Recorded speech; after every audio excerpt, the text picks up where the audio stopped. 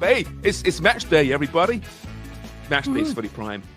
There's Dubs, there's Jimmy Brennan, there's Forrest. We're getting set for what might be a famous win for Canada against Mexico later today. 10:30 Eastern is kickoff, 7:30 local time. So we're going to do a little condensed podcast today, simply because there's less runtime, because it'll be dated by 10:31 p.m. Eastern, 7:31 local time. So let's get to it, shall we? Right to it. I thought today, gang, we'd bring a little bit of role playing. Okay, we're all going to pretend we're Jesse Marsch today, and we're going to imagine that we're sitting in a tattoo parlor, getting a maple leaf tattoo emblazoned across our chest as the stars and stripes burn in a garbage can close by. Where is Jesse's mind drawn to today? Okay. Right now, it's been drawn to Craig's lips. Yes. Man, they're beautiful, Craig. Those listening, not watching, Craig's once again at Wonger's place. And for some reason, Craig's pallor pops in Wonger's apartment. Yeah. I don't know why. The rusty penny color. I mean, we've been looking for sponsors. I give a strong shout out to Revlon or Maybelline. Yeah. You look beautiful.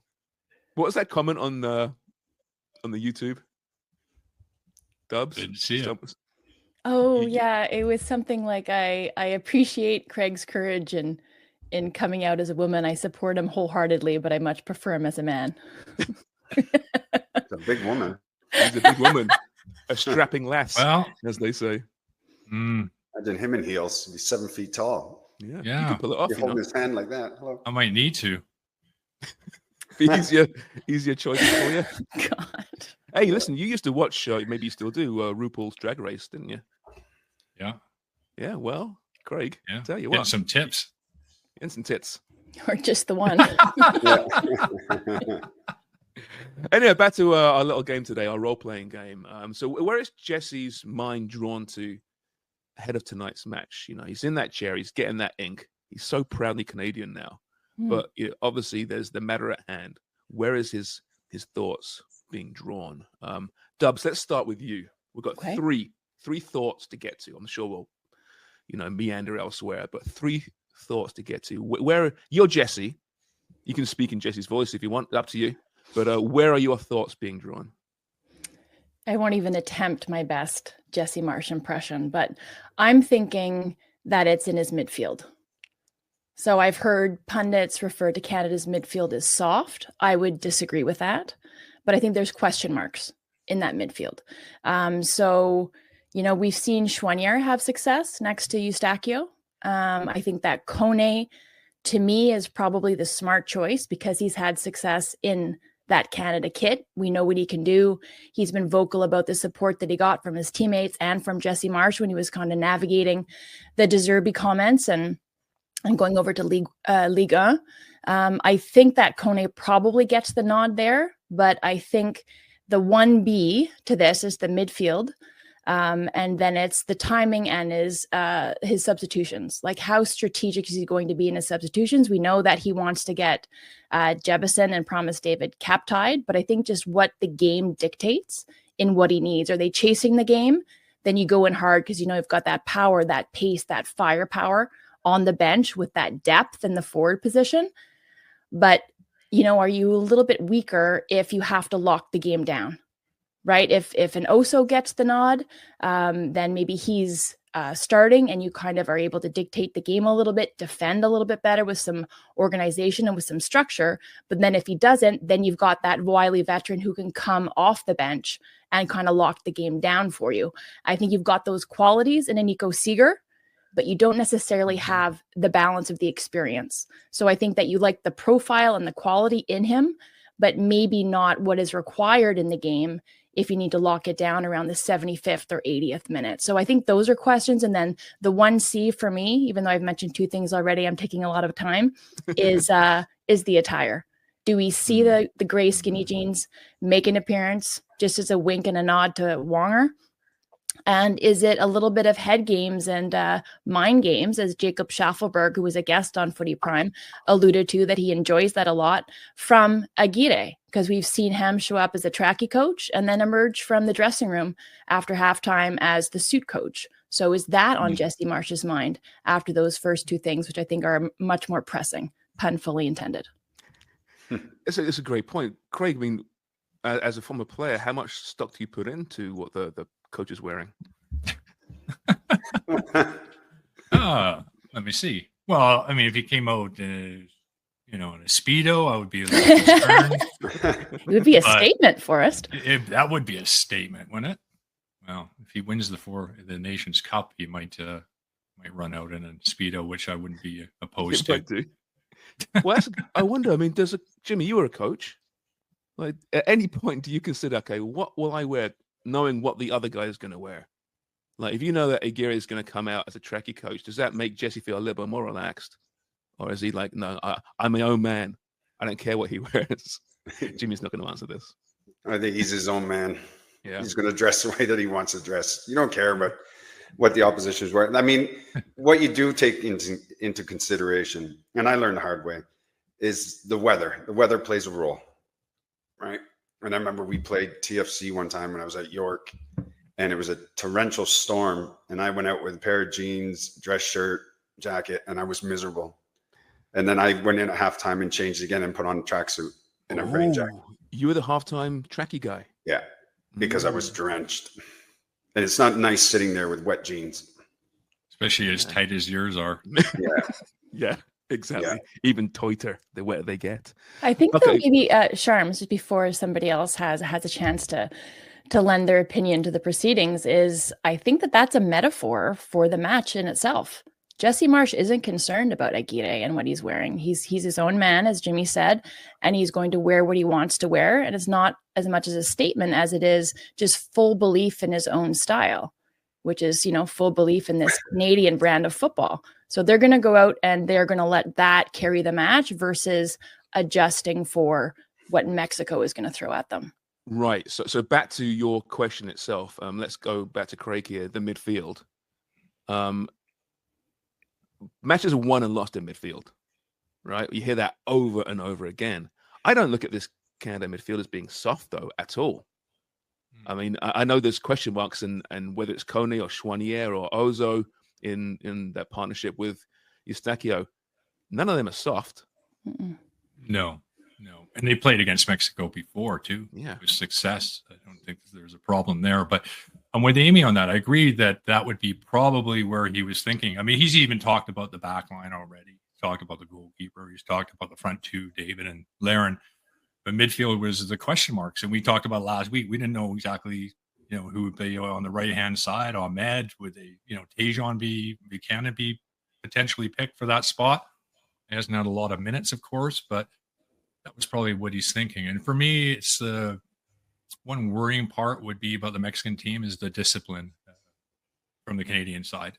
Not that they're not good at it, but I just know that how the Mexicans will play and what we expect. I think we won't be disappointed because I think they're going to try and junk it up. So discipline's a big factor as well. And I think the speed and every other part of the game that Canada brings should bring them success. We hope. Jimmy, you can see the reason why he might opt for a Kone, for example, just given that Kone was supposed to be the heir apparent to Atiba, right? But it hasn't. It's gone a little bit pear-shaped for him for his club. How much does a coach look at the club struggles entering a camp, or is it okay? Forget about that, Ishmael. You're now with us for a few days. Show me what you got on the training pitch, and then I'll make my decision. I'm sure you'll be having conversations with players as well, looking at their fitness levels, seeing where their headspace is.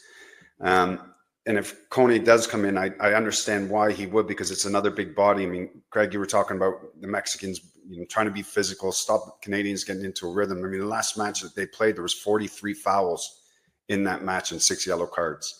So you're right. This match, they have to play with controlled emotions and stick to their game plan. If the Mexicans want to go direct, which I think they will at times because they're going to be terrified of the Canadian press,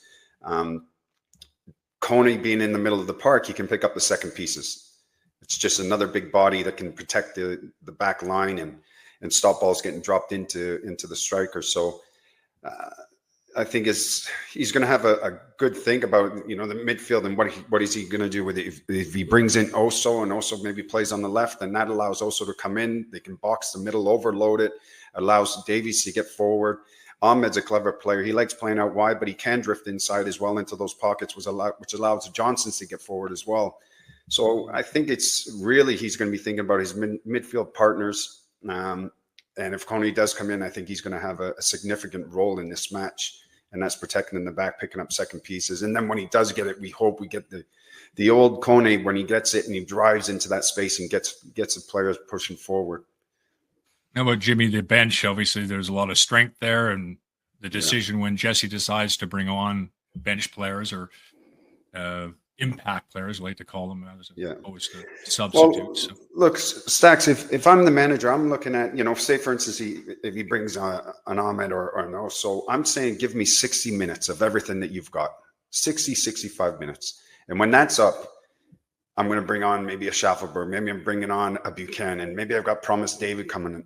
I've got all this power and pace coming on. And for the Mexican team, you'll be terrified at the 60, 70 minute when you got Schaffelberg running at you, Buchanan running at you. You got a big striker, 6'5", who's going to be coming into the box, and even Jefferson.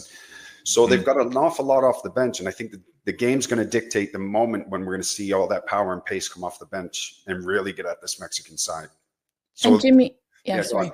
Go ahead. I was just going to say, to follow up on that, last week, I think you had mentioned when we were building our Footy Prime preferred 11, you had made the shout for Oso to be in there off the left, given the injuries to Schaffelberg, the uneven form in MLS. He even alluded to it when he was speaking to us the other day.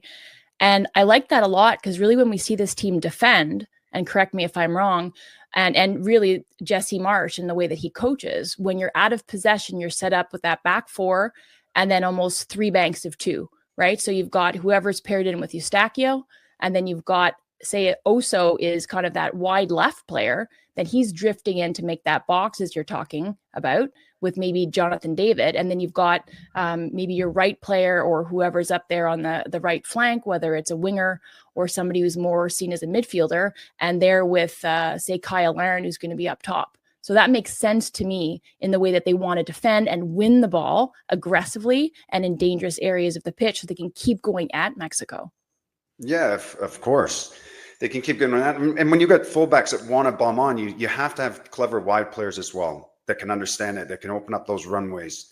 And at times, look, Oso's going to have to drift out wide left, and he might try to go 1v1, but 9 times out of 10, I think Oso prefers playing it inside in that little pocket.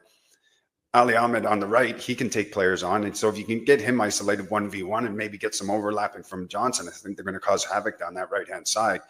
But for Davies, he definitely needs that runway. He needs that space to go. And I think that's when, the clever players like Eustachio and Coney and Oso will feed him that ball and play it into space. Because I think a lot of times if Davies gets the ball and he's static and trying to get off the mark, I think he's a lot slower than what he is when he actually is opening up into space and he's going in full stride. I think that's when he's at his best. And maybe more predictable as well. Yeah. Let's switch gears now. Craig, you're Jesse Marsch for this little segment. Where are your thoughts being drawn as you get the needle onto the chest and the ink draining from said needle into... What is he talking about? What the tattoo? Jesse's getting a tattoo. Yeah, he's getting a tattoo, right? This is the whole point of the whole. Yeah. Maybe broken out. He's going to have Max Crapo and Dane Sinclair tattooed on his chest. Ooh, yeah, I like that. Okay, but who's at the top and who's at the bottom? Well, on this occasion, Dane Sinclair is on the top. I think Dane would pick himself. I think for this particular match, Max hasn't been in the Portland lineup for the last 3 games or so, something like that. But we know what he can bring. He's been a top performer for the Canadian national team. But Dane, profile excellent, 6'3", distribution's getting better. Worked on his mental strength. Certainly talked about that in the off season. He's 27 years of age. He's getting right into that wheelhouse of being in his prime, and the confidence that he has in himself, I think, goes an awful long way. And I have no worries in the goalkeeper position, no matter who he picks. But I think obviously Dane Sinclair will be the starter, I would believe, for this. 27, right, Craig? I mean, and I mean that's not old by any stretch for a goalkeeper. In fact, is pretty much quite young for a goalkeeper in many ways. Yeah. Do we still call Dane Sinclair a late bloomer, or just a natural progression for a goalkeeper? Well, that's a good question. I mean, yeah, perhaps. I mean, Milan Borjan was holding the position down for quite an awful long time. Made over 100 caps or something like that. Did he make that many? Maybe 80 or something. Anyway, but he's been certainly the guy that John Herdman stuck with throughout. But all the goalkeepers now are in that age group. I think Max is with 27, 28, something like that. So they're all in that the great wheelhouse of age and peak form for a goalkeeper. 80 caps, by the way, for Milan. 80. Yeah. Isn't Max older? Oh, he's a little bit older. Maybe 30. Yeah. I think he's 30, and if he's not 30, he's close. Mm-hmm. He's right around Sam Piet's age, who was on earlier in the week. But it's a good point, Forrest, that you make about John Herdman's loyalty and kind of the way that he's stuck with Borjan, no matter what was happening. And the fact that Max Crepeau has been with the national team program since 2016, I think was his first cap. And yet he's still around 20 some odd caps, 24 caps, I think, for Canada. So when you compare Max, and you think about Max and you think of big tournament experience, you think of Max having that Copa America coming up big, and that might be something that kind of moves the needle for him. But I think you're right. I think Dane is 9. So if he gets the net, he'll be at double digits there too. And I think that's important when you're looking at a crop of really talented and real depth now at the goalkeeper position for a men's national team, that you're developing both. You're giving valuable, meaningful minutes to both so that you can continue to kind of push the standard for a men's national team. Yeah, absolutely. Yeah. And we've got backups behind these guys that are pressing them too. Pantemis in Portland. I mean, he's another Canadian goalkeeper who's, a lot of people like him and high, certainly opinions of him in Portland. He's done very well. He's about 6'1", 6 foot, something like that. Tom Gill in the squad too, getting lots of minutes with Milton Keynes, Brighton and Hove Albion product, and under those guys. So he hopefully will get a Premier League appearance down the road sometime. But another solid goalkeeper that's getting obviously attention from Jesse Marsch. Stacks, we know that it is a unique position. It can be stressful at times being a goalkeeper. And Dane's in this position right now, and he's playing in these big moments, these big games that you want to play in. And manager's going to be looking at him thinking, how do you handle this mentally as well? How stressful is it for a goalkeeper going into these big games, knowing what's at stake, because the manager's watching you now and you want to be starting in a World Cup. So how does that work? Well, it's a good question. I mean, obviously the mental strength is a big part of it. And Dane's talked about that and he's working on that and dealing with the ups and downs. When you're younger, the ups are much higher and the downs are much lower. And trying to deal with all that is not an easy task for them. Negative thoughts, they creep into everybody's heads, and how you deal with that, how you bounce back from that, how you let the more positive thoughts come through. And just the experience that I think all these guys have had, even though he's only got 9 caps, I believe, Dane, he's played some pretty important games and some big games, and he's had some good results and some bad results. So he's got the whole array of emotions that he's dealt with. And like I said, as you get older as a goalkeeper, you start to deal with those a little bit better. And emotionally, you can control yourself a lot more as you get older. I think McGill's one to watch. I really do. He's been recalled by Brighton. He's on the bench. He's not. I don't think he's started a game just yet. A couple of FA Cup games on the bench. But if he does get a little look in at that club, I mean, that's going to elevate him very, very quickly in Jesse Marsch's eyes. And I know at MK Dons, they loved him over there. They really rated him.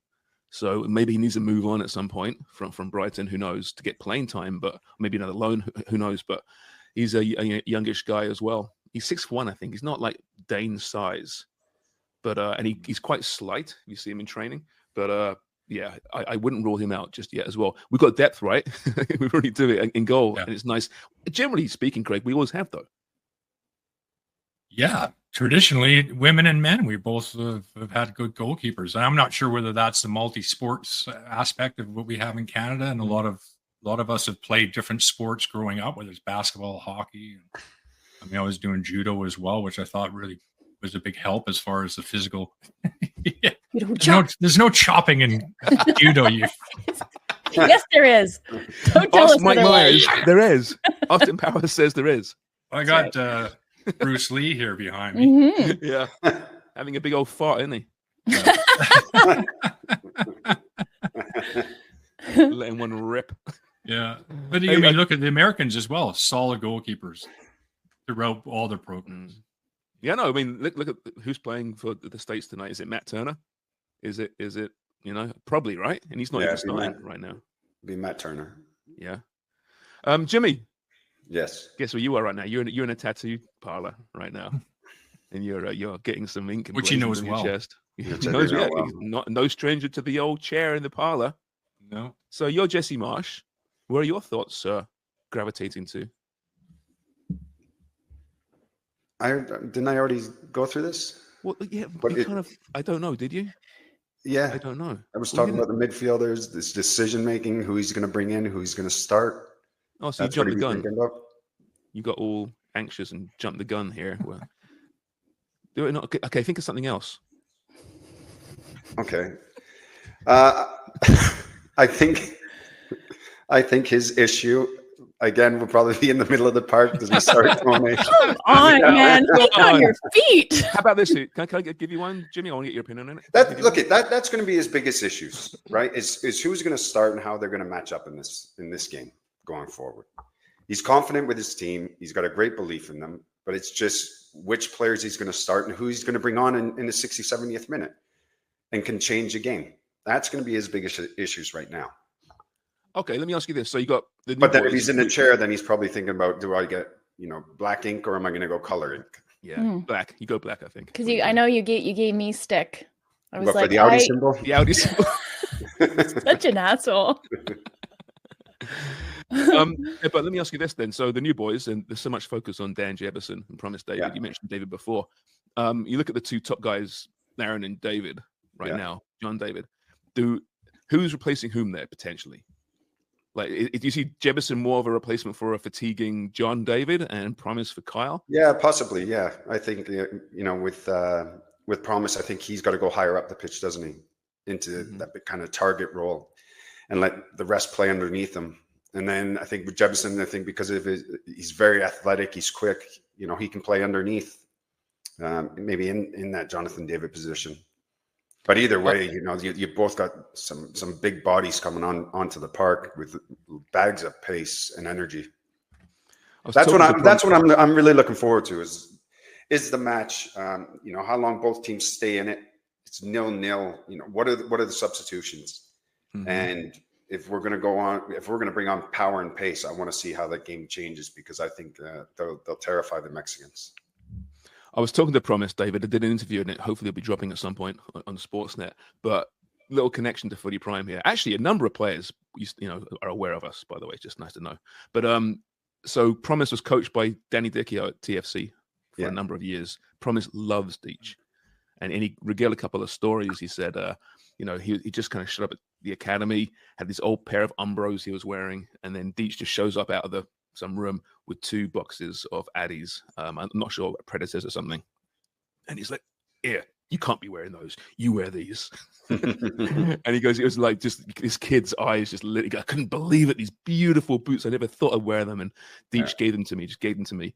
And then he goes, he supported me through, I broke my foot. And Deitch was really there every step of the way, supporting me. I got back on the pitch the first game, scored a freaking worldie from about 30 yards out. And I ran to the sidelines, did the old Jesus pose in front of Deitch. And he was so happy. So I told Deitch that, and Deitch was saying how much he loves Promise David, what a great kid he is. And he's so happy that he's made it. So it's good to get that kind of perspective to see how a kid's grown through the academy. And we can thank Danny Dichio for everything Promise David's about to do. Yeah, Deitch was always well respected in the academy. And a lot of players played underneath him. He still keeps in touch with a lot of players. But you can see what he's like as a manager, even what he's done at Detroit. with the team that they don't have much money to spend, but he knows how to get the best out of players. Mm-hmm. Yeah, they're 2-0 to start the season, right? They've been Detroit. great. No, Detroit. I thought you said Detroit. Oh, that's pretty good, though. That's oddly appropriate. And let me get you say Detroit. I do say Detroit, yeah. No, they started the season unbeaten in the first 2 games. I think second place in the USL. By the way, promotion relegation USL. We haven't got time right now for this, but we'll get to it. Maybe next week. It's a huge, I think. Oh, I saw Dubs is raising a finger. She's got to get something out here. I just wanted to add something to like the game state, the timing, and the strategy behind the substitutions, whether they're planned. I think we have the firepower. I think we have the weapons coming off the bench, no matter who who else is named to complement kind of the first half of that starting 11 that Jesse Marsch boldly named earlier in the week. So while it's planned, and you think about a forward or forwards and the depth that we have in that striker position, great. Even in the midfield, I think you have solutions for whatever the game's dictating. If something unplanned, something unpredictable happens to our back line, I think then the drop off that might happen between that ideal 11 and then who's coming on, I think Canada might be unable to cope with that. While I respect a lot of those players who are behind that kind of nailed on, cemented back four, like that is a world-class back four. But then I think there's a pretty significant drop off when you start talking about substitutions and not piecemeal, but like sort of coping with something that the game throws at you. And then to that, I want to say that I didn't mention it in kind of my expanded point if I'm Jesse Marsch sitting in that chair. But I think part of the evolution with this team has been finding a style that suits their capabilities and their attributes as players, as Canadians. But it's also been shedding the underdog mentality. That has been an extremely useful exercise for this team. Mexico and Canada's trajectories have been opposite, and Canada have to put themselves in a position, and that's mentality as well, including the talent that's amassed in this roster that's named for the Nations League. Jesse Marsch has talked about it as being like the best ever, perhaps, like the players playing in world-class top-tier setups. But your approach and your mentality absolutely have to evolve with what's happening on the pitch so you can seize the opportunity at hand. There's no question this is the golden generation for Canada. And they got to get through the door when they get the opportunity, because they don't come around that often, especially against powerhouses like Mexico and the United States. Hey, they might win a trophy this summer in June with that 4-nation tournament. Trophy's a trophy.